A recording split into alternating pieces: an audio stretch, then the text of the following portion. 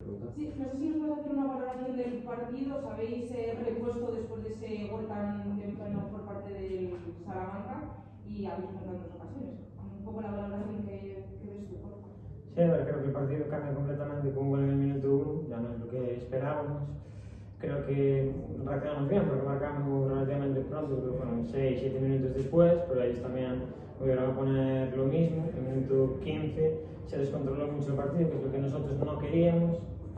Y luego creo que ahí sufrimos pues, 10-15 minutos porque el partido no iba por donde nosotros queríamos. Creo que nos ajustamos y a partir de ahí de estar un poco más juntos, de estar, bueno, de no facilitarle que nos partieran tanto, creo que estuvimos mejor. Creo que en la segunda parte la entrada de Diego nos dio energía, nos dio robos en campo rival, quedarse el balón.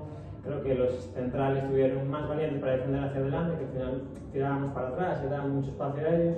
Creo que eso pues, nos hizo que nuestras pérdidas no fueran correr 60 metros necesariamente, que recibieran los medias puntas, delantero y se estiraran. Fuimos capaces de igualar todo eso mucho más y luego al final pues, creo que la segunda parte fue muy igualada, con lo cual entiendo que el punto, todos somos parciales obviamente, pero creo que fue justo.